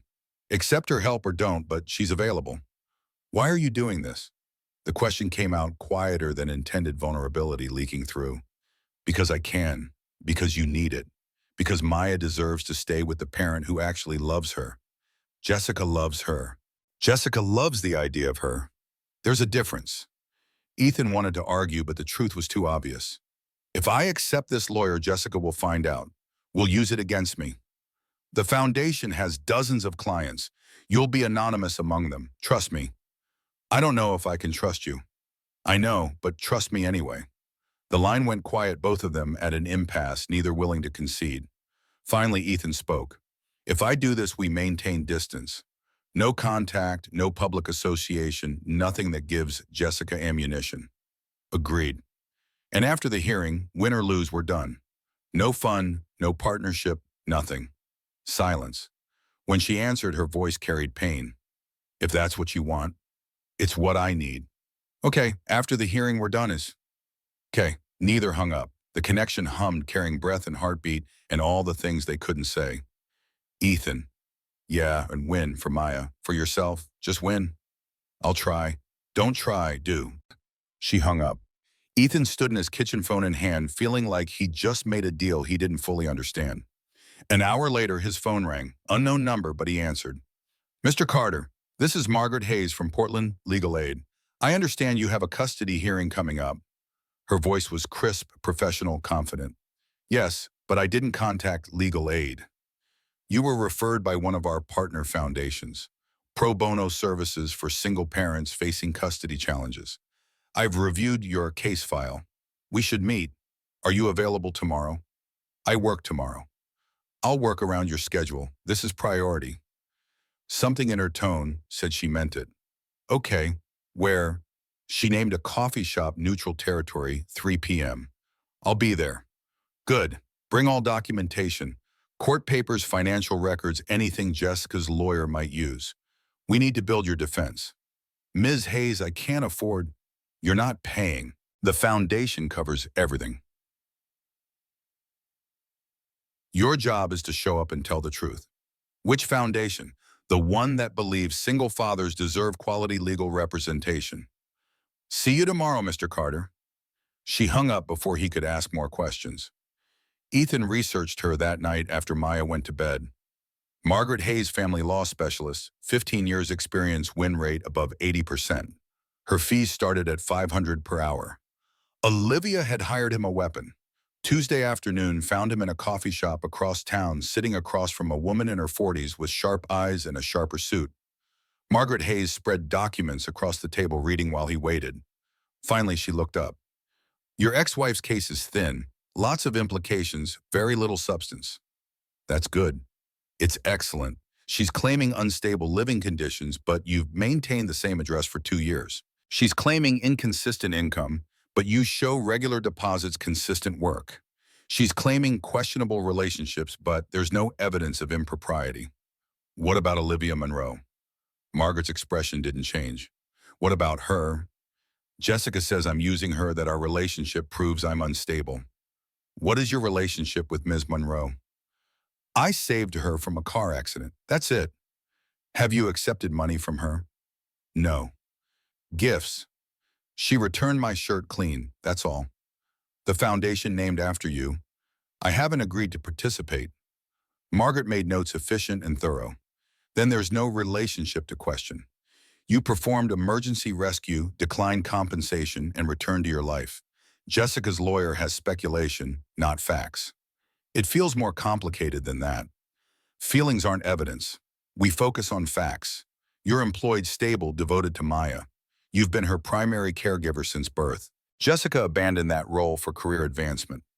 No judge worth their salt will remove a child from a good parent just because the other parent suddenly wants back in.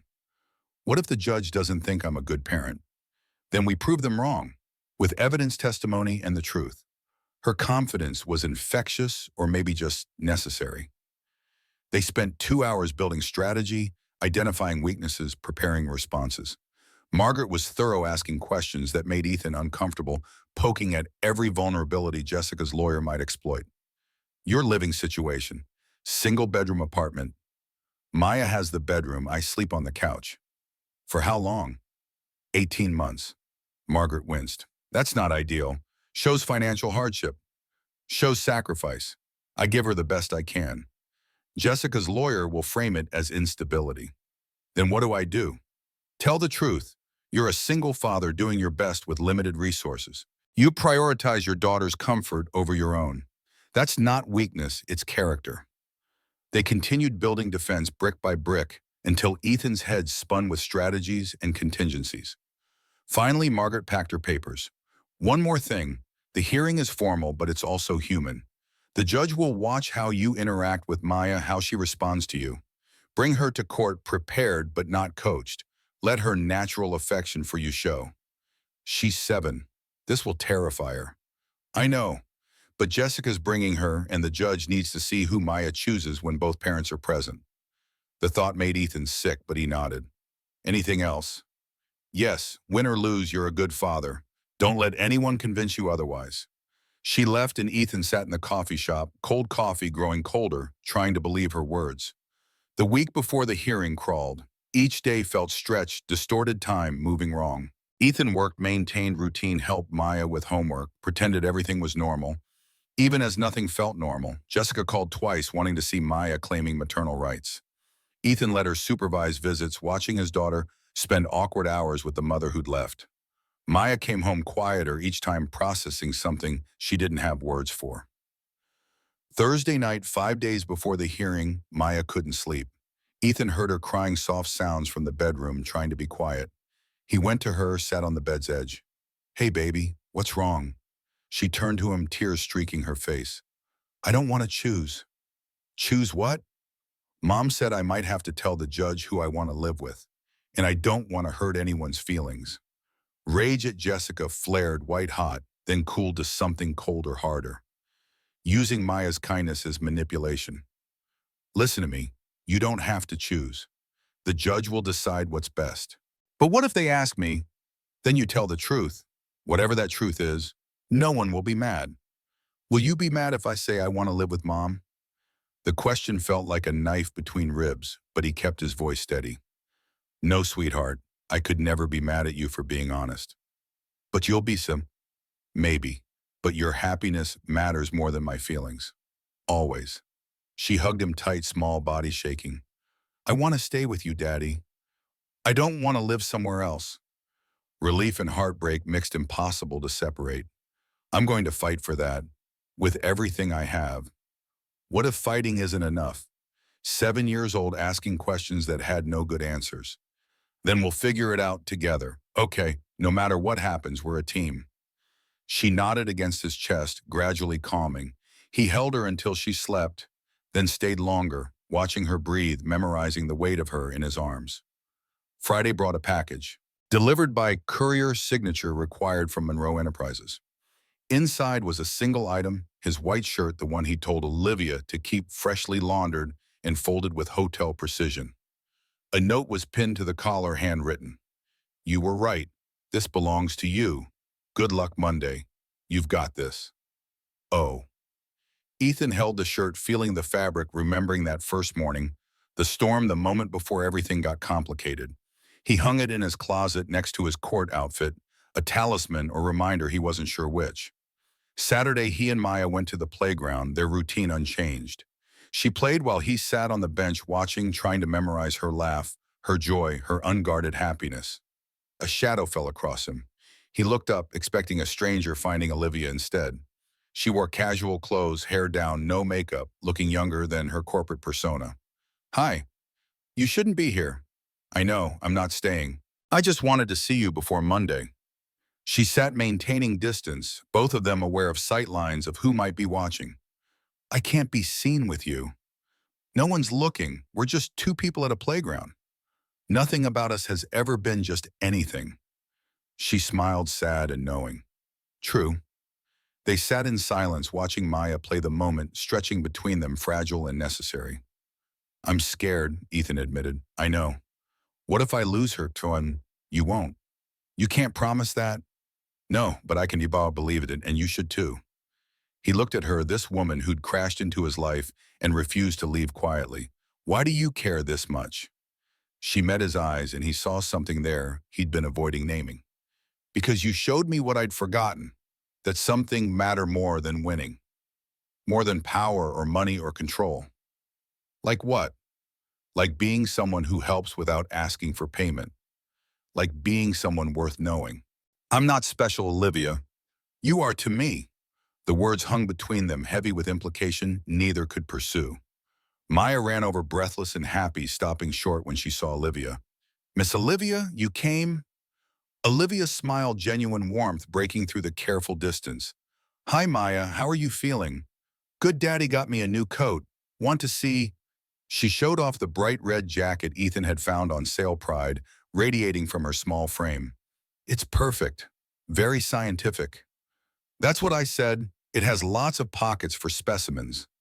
They talked while Ethan watched, seeing Maya light up, seeing Olivia match her energy, and feeling the sharp ache of what could never be. Finally, Maya ran back to her friends, leaving them alone again. She's amazing, Olivia said. She's my world. I know, that's why you'll win. Because she's not a possession to you. She's everything. Olivia stood, preparing to leave. One more thing. After Monday, after the hearing, regardless of outcome, can I ask you something? What? Give us a chance. Whatever this is between us, it's real. Don't throw it away because of pride or fear or Jessica's manipulation. There is no us. Isn't there? She walked away before he could answer, leaving him with questions that multiplied in her absence. Sunday was quiet, deliberately so. Ethan and Maya went to church with Mrs. Chen, sat through services, neither really followed, found comfort in ritual and community. People asked about the hearing, offering prayers and support, kindness that felt both necessary and overwhelming. After they went home, made lunch, spent the afternoon on the couch, watching nature documentaries. Maya fell asleep against him, and he let her, needing the contact, the reminder of what he was fighting for. His phone buzzed. Text from Margaret Hayes. Court at 9 a.m., arrive by 8:30. Wear something professional but comfortable. Let Maya dress herself. Be honest, be present, be you. You've got this. He typed back a simple thanks, then set the phone aside. Tomorrow would determine everything.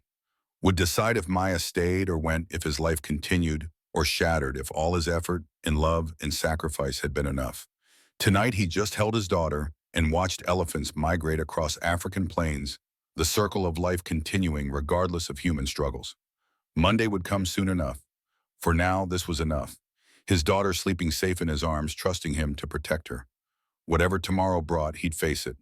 For her, always for her. Monday morning arrived wrapped in fog, Portland's streets muffled and gray. Ethan dressed in his best clothes, the shirt Olivia had returned pressed and crisp against his skin, charcoal slacks he'd owned since his engineering days, shoes polished until they reflected ceiling lights. Maya wore her favorite dress purple with silver stars, her choice uncoached. They drove in silence, both processing what awaited. The courthouse loomed downtown, concrete and glass, intimidating by design. Margaret Hayes met them at the entrance, briefcase in hand, confidence radiating from her professional armor. Ready? Ethan nodded, throat too tight for words. Inside, security checkpoints and metal detectors, the machinery of justice, impersonal and efficient.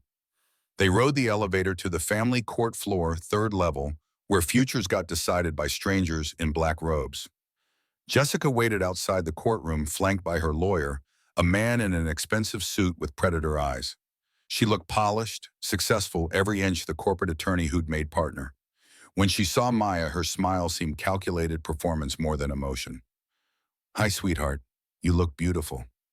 Maya pressed closer to Ethan, small hand gripping his. "Hi, Mom." The courtroom was smaller than Ethan expected, wood paneling and fluorescent lights, chairs for observers mostly empty. Judge Martinez sat behind the bench reviewing documents, a woman in her 50s with gray hair and an expression that gave nothing away. They took their seats, Ethan and Margaret on one side, Jessica and her lawyer Stevens on the other. Maya sat between them in a chair that made her feet dangle, too young for this room, this process, this choice adults were forcing on her. The bailiff called the case. Judge Martinez looked up, assessing both parties with eyes that had seen thousands of families fracture. "This is a custody modification hearing. Ms. Carter seeks full custody of the minor child, Maya Carter, currently in the primary custody of Mr. Ethan Carter. We'll hear arguments from both sides, then I'll speak with Maya privately. Let's begin." Stevens stood smooth and practiced. "Your Honor, my client has made significant life changes since the original custody agreement. She's now a partner at Reynolds and Associates, annual income $400,000 with stable housing in a 3-bedroom condo in Chicago's Lincoln Park. She can provide Maya with educational opportunities, cultural enrichment, and financial security Mr. Carter cannot match." He presented documents, photos of Jessica's apartment, evidence of elite private schools, testimonials from colleagues about her character. Mr. Carter, by contrast, works as a handyman with inconsistent income, lives in a 1-bedroom rental where he sleeps on the couch, and has recently involved himself with billionaire Olivia Monroe in circumstances that suggest opportunism rather than stability. Margaret rose her objection sharp. "Speculation and character assassination, Your Honor." "Sustained." Mr. Stevens, stick to facts. Stevens adjusted, but the damage lingered in the air. "The facts are these: Maya deserves more than her father can provide. Ms. Carter is prepared to give her everything, including the mother she's been without." He sat satisfied. Margaret stood, gathering papers, then set them aside, speaking without notes. "Your Honor, this case isn't about money or square footage. It's about who has been present, consistent, and devoted to Maya Carter's well-being for 7 years. She gestured to Ethan. "Mr. Carter has been Maya's primary caregiver since birth. He attended every doctor's appointment, every parent-teacher conference, every school event. When Ms. Carter chose career advancement over parenting, Mr. Carter chose his daughter. Every single time." Margaret presented her own evidence, attendance records, medical files showing Ethan at every appointment, teacher statements praising his involvement. "Ms. Carter claims she's changed, that she's ready to be a mother now. But parenting isn't something you put on when it's convenient and take off when it's not. Mr. Carter has been there through nightmares and scraped knees, through homework struggles and science projects. He knows Maya's favorite book, her career aspirations, her fears and dreams. Can Ms. Carter say the same?" She paused, letting the question resonate. "As for the allegations regarding Ms. Monroe, Mr. Carter performed emergency rescue of an accident victim and declined all compensation. There is no romantic relationship, no financial dependence, no instability. Just a good man doing the right thing, then returning to his life and his daughter. Margaret sat. The courtroom held its breath. Judge Martinez reviewed notes, then looked at Ethan. Mr. Carter approached the witness stand. He stood on shaking legs, was sworn in, sat in the chair that felt like an electric chair, exposed and vulnerable. Stevens attacked immediately. Mr. Carter, you sleep on a couch, right? Is that correct? Yes. For how long? 18 months. Because you can't afford a two-bedroom apartment. Because I prioritize Maya's needs over my comfort. Or because you're financially unstable. Margaret objected, but Stevens continued. You work odd jobs, correct, fixing pipes, changing light bulbs. I'm a licensed contractor doing honest work. That pays how much annually? Ethan stated the figure, watching Stevens' theatrical surprise. And Ms. Carter earns nearly 10 times that amount. Surely you see that she can provide better furniture maybe, not better love. The answer came quick, unplanned from the heart. Stevens pivoted. Tell me about Olivia Monroe. How did you meet? I pulled her from a burning car during a storm, and she offered you money, which I refused. She named a foundation after you, which I haven't agreed to participate in. But you've met with her multiple times, accepted legal representation arranged by her connections. Margaret stood. Mr. Carter receives pro bono services from Portland Legal Aid, a nonprofit with no connection to Ms. Monroe. The lie was smooth, protective, and Stevens couldn't prove otherwise. Judge Martinez intervened. Mr. Stevens, unless you have evidence of impropriety, move on. Stevens tried different angles, attacking Ethan's income, his housing, his single status, but each question revealed more about Ethan's character than his deficiencies. He answered honestly without defensiveness, speaking about Maya with love that couldn't be faked. Finally, Stevens sat frustrated. Jessica took the stand, next polished testimony about regret and change, about wanting to be the mother she should have been. She cried on cue, spoke about missing milestones, about being ready now to prioritize family. Margaret's cross-examination was surgical. Mrs. Carter, when is Maya's birthday? A pause too long. November 15th. November 12th. What's her favorite subject in school? Math, science, specifically astronomy. What does she want to be when she grows up? A, teacher. An aerospace engineer. She's wanted that since she was 5. Jessica's composure cracked, frustration bleeding through. I've been working to provide for her future, while Mr. Carter has been providing her present. No further questions. The testimony concluded. Judge Martinez removed her glasses, rubbing the bridge of her nose. I'd like to speak with Maya, privately in my chambers. Parents and counsel will wait here. A court officer led Maya away, the little girl looking back at Ethan with frightened eyes. He smiled, tried to project confidence he didn't feel, watched her disappear through the judge's door. The 20 minutes that followed were the longest of Ethan's life. He sat motionless, breathing counted prayers running on repeat in his mind. Jessica checked her phone, professional detachment maintained. Their lawyers whispered strategies, preparing for whatever came next. Finally, the door opened. Maya emerged first, running to Ethan, burying her face in his chest. The judge followed, expression unreadable. Everyone stood as she returned to the bench. I've heard testimony from both parents and spoken with Maya at length. This is a difficult decision, as both parents clearly have strengths to offer. Ethan's heart hammered against his ribs.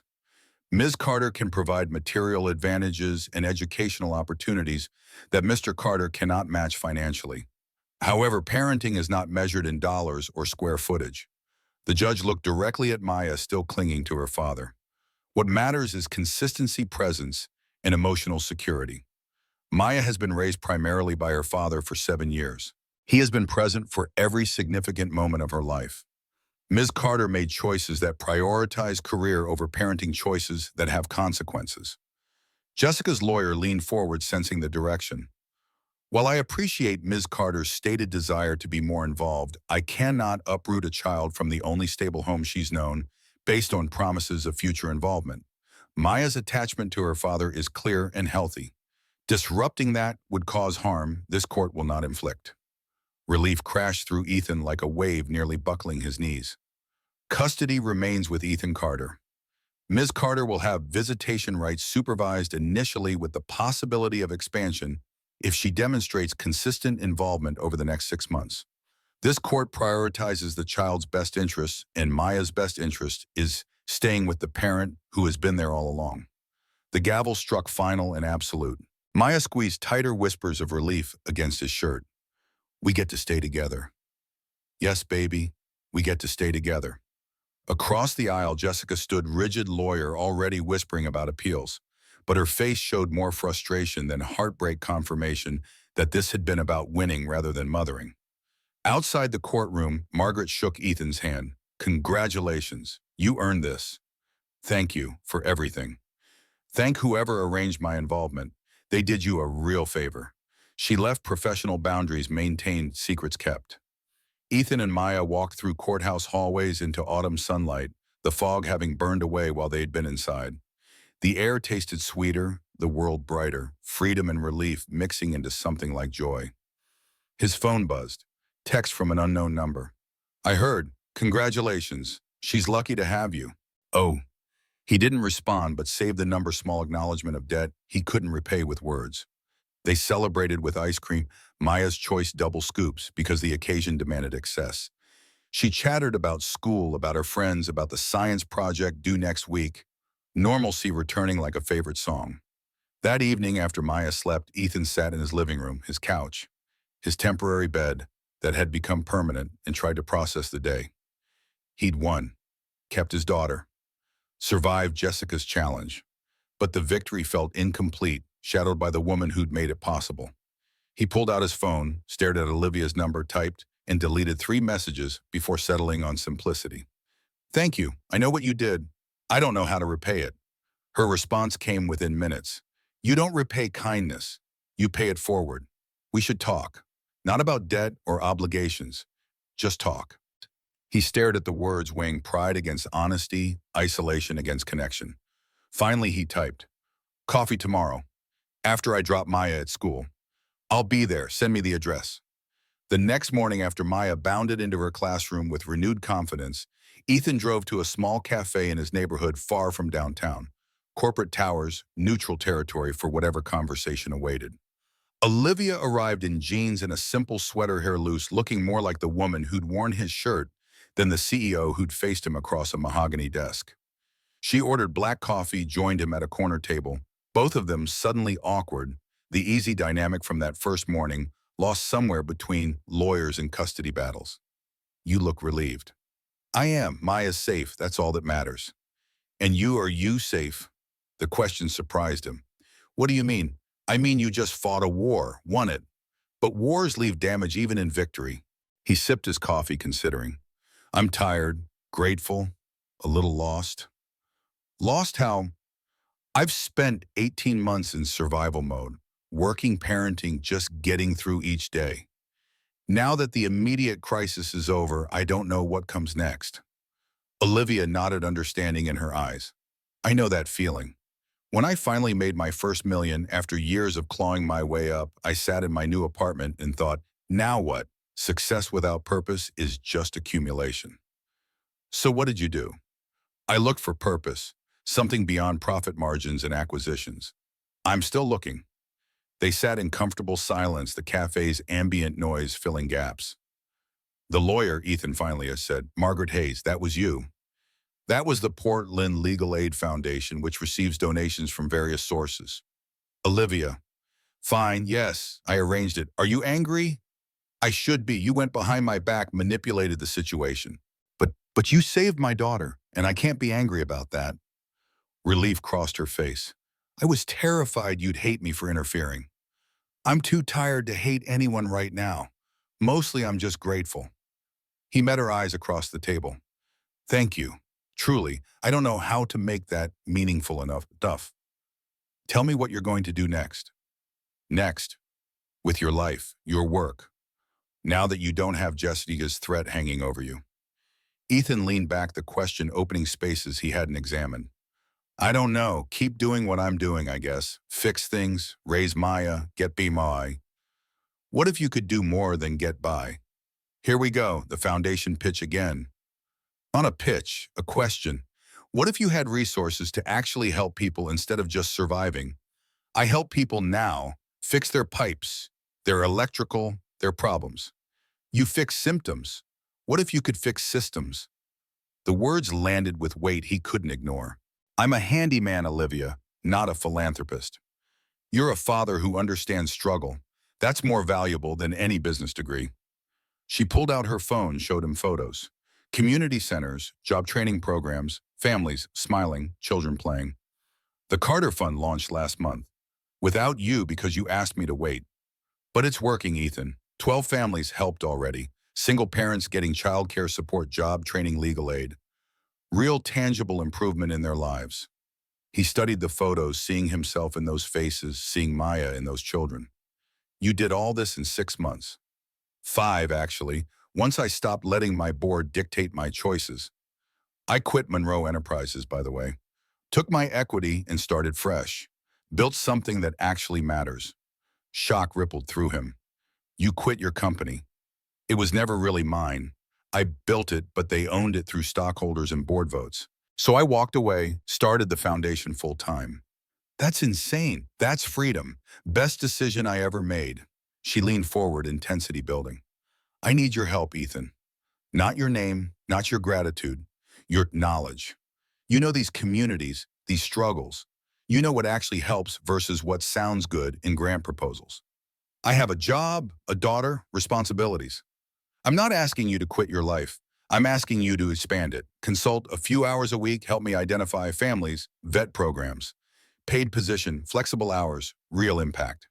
I don't want charity. It's not charity, it's employment. Salary benefits, the whole thing. You'd be Director of Community Outreach, which is a fancy title for tell me when I'm being an out-of-touch rich person. Despite himself, he smiled. You really thought this through. I've had months to think while you dealt with court drama. He looked at the photos again, imagining being part of something larger, helping families avoid the desperation he'd lived through. Can I think about it? Take all the time you need, the offer stands regardless. They finished coffee conversations, shifting to lighter topics.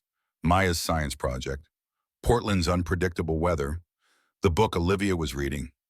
Easy, comfortable, the tension from before dissolving into something warmer. As they stood to leave, Olivia hesitated. Can I ask you something personal? Haven't you been doing that for the past hour? She smiled. Fair, but this is different. Why did you really refuse the foundation initially? The truth, not the pride answer. Ethan considered searching for honesty beneath defensive layers. Because accepting meant admitting I couldn't do it alone. And I've built my entire life since the divorce on the idea that I could handle anything solo. Letting you help felt like failing. And now I realize that raising Maya alone is the most important thing I'll ever do. And if help makes me better at that, then pride is just ego getting in the way. Olivia's expression softened, something shifting in her eyes. That's the smartest thing you've ever said to me. Don't get used to it. I'm usually much more stubborn. They walked to their cars, fall leaves crunching underfoot, the conversation finding natural conclusion. Think about the job offer, no pressure. I will. And Olivia, she turned a hand on her car door. Thank you for everything, for believing I was worth fighting for. You were never the one who needed convincing, Ethan. You just needed to believe it yourself. She drove away, leaving him in the parking lot, coffee warmth fading, future suddenly less certain, but more possible. 6 months passed like turning pages, each one bringing subtle changes. Ethan accepted the position part-time, at first consulting on family outreach, while maintaining his contracting work. The foundation grew, helped more families build infrastructure that actually worked. He and Olivia developed a rhythm, professional collaboration that occasionally strayed into friendship boundaries, maintained but softening. Maya adored her, asked when Miss Olivia would visit, drew pictures of the three of them that hung on Olivia's office wall. Jessica faded into background noise, visitation rights, exercised sporadically, her interest waning as predicted. Maya adjusted, understanding in her child's way that some parents tried harder than others. Spring arrived, Portland, shedding gray for green, the city blooming. The foundation hosted its first annual fundraiser, small but successful, community members telling stories of how the Carter Fund had changed trajectories. Ethan gave a speech, awkward and heartfelt, about the honor of helping others avoid the desperation he'd known.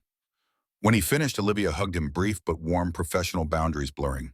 That evening after the event, After Maya went to bed with Mrs. Chen, watching her, Ethan found an envelope slipped under his apartment door. Cream-colored expensive paper, his name in Olivia's handwriting. Inside was a letter handwritten across 2 pages. Ethan, I've tried to write this 100 times, each version worse than the last. So I'm abandoning eloquence for honesty. Somewhere between the storm and the shirt in the courtroom victory, I fell in love with you. With your integrity, your devotion to Maya, your stubborn pride that drives me crazy. I know this is complicated. I know we agreed to professional boundaries. But life is short and I'm tired of pretending this is just partnership. I'm not asking for forever. I'm asking for a chance. One dinner, just us, no foundation talk or professional pretense. Just two people seeing if this connection we keep dancing around is real. If you're not interested, we'll never speak of it again. Professional relationship continues unchanged. But if you are even a little, meet me Friday at 7 p.m. I'll text you the address. No pressure, just possibility. Olivia, his hands shook holding the pages. He read it again, then a third time, heart hammering against ribs. Every rational part of his brain screamed caution. They worked together. She was his boss, technically. Maya was just stabilizing. Complications were the last thing he needed. But his heart, that stubborn thing that had survived divorce and poverty and custody battles, whispered different advice. Friday at 7 p.m., he stood outside a small Italian restaurant far from the foundation office, wearing his best shirt, the white one she'd returned, nerves making his palms sweat. Olivia arrived exactly on time, wearing a simple black dress, hair down, looking nervous in a way he'd never seen. You came. You doubted us? Honestly, a little. They went inside, were seated at a quiet corner table, candlelight and low music romantic, in a way that made the evening's purpose clear. Conversation flowed easier than expected. They talked about everything except work, discovering shared love of old movies and bad science fiction, arguing good-naturedly about whether Star Wars qualified as science fiction or fantasy. It's space magic. Fantasy. It's set in space. Science fiction. By that logic, Lord of the Rings is historical fiction because it's set in the past. She laughed, real and unguarded, and something in Ethan's chest loosened. Dinner came and went, Wayne softening edges, the evening stretching into comfortable territory. Finally, over dessert they shared, Olivia met his eyes directly. Can I ask what changed your mind about tonight? Ethan set down his fork, considering. Maya, she drew a picture last week of the three of us at the zoo. When I asked why, she said, because we're happy together, and I realized she saw something I'd been avoiding. Which was, that happiness doesn't have to be complicated. Sometimes it's just two people who make each other better and a kid who wants them around. Olivia's eyes glistened, emotion breaking through. I've spent my whole adult life building walls, protecting myself from vulnerability, and you just knocked them all down with honesty and pancakes. The pancakes were pretty good. They really were. They laughed, tension dissolving, something new taking its place. Walking to their cars later, hands brushing accidentally, then deliberately, Ethan stopped. I need you to know something. I'm not good at this. Relationships, romance, any of it. My marriage failed because I wasn't enough. You were enough. You just weren't what she wanted. There's a difference. What if I'm not what you want either? She stepped closer, close enough for him to smell her perfume, feel her warmth.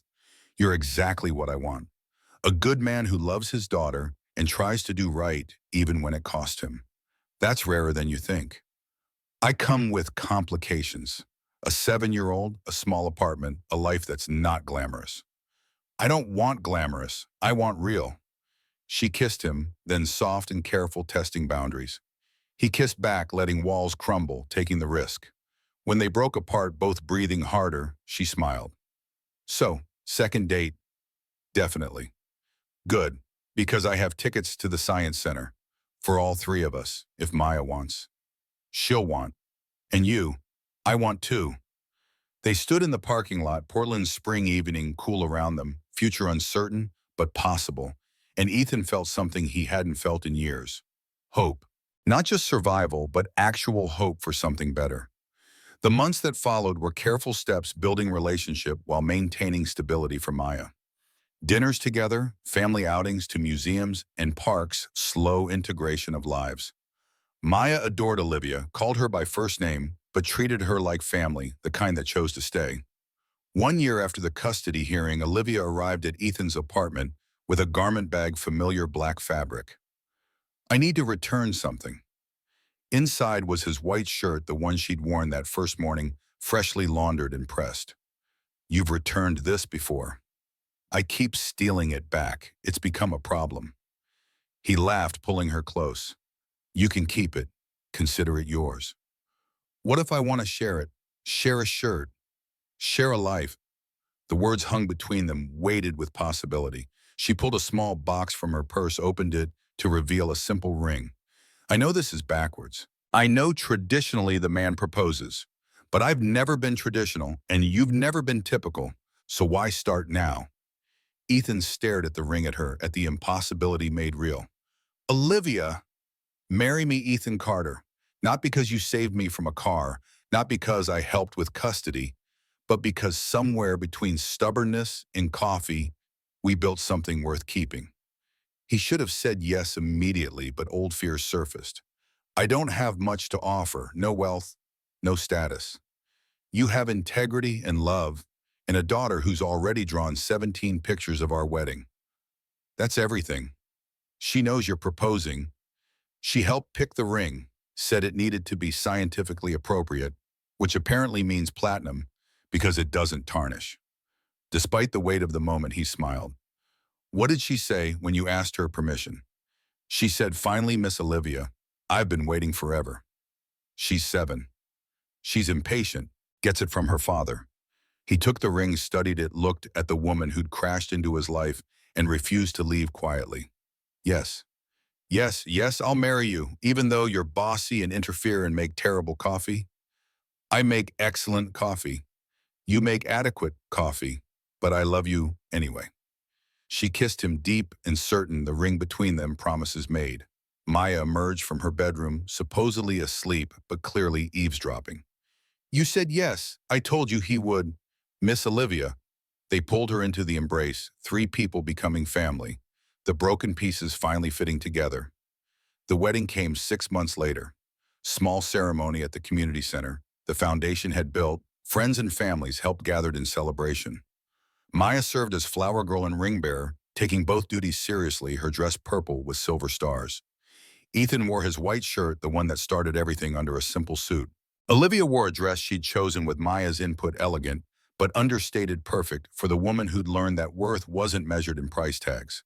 The officiant, a Judge Martinez recommended, smiled at the unconventional couple.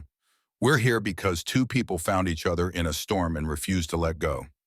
Vows were exchanged, heartfelt and honest. Ethan promising to accept help when needed, Olivia promising to respect his independence. They laughed through tears, kissed before given permission, while Maya cheered louder than anyone. The reception was potluck, families from the foundation bringing dishes, community celebrating community. No champagne towers or ice sculptures, just good food and better company, exactly what they wanted. Dancing with Olivia later. Maya cutting in halfway through. Ethan held his wife and daughter, feeling completion he'd thought impossible. Happy, Olivia whispered. Terrified and happy. Is that allowed? That's marriage. Welcome to it. 1 year later, the foundation had helped over 300 families, built sustainable programs, created real change. Ethan worked full-time now, using his engineering background to develop job training, his personal experience to guide outreach. They'd bought a house, small, but theirs, with a bedroom for Maya that she decorated in planets and stars, and a workshop where Ethan still took occasional contracting jobs, keeping skills sharp. Saturday morning found them in the kitchen, pancakes on the griddle, coffee brewing, Maya doing homework at the table. Normal, domestic, everything he'd thought his life couldn't be.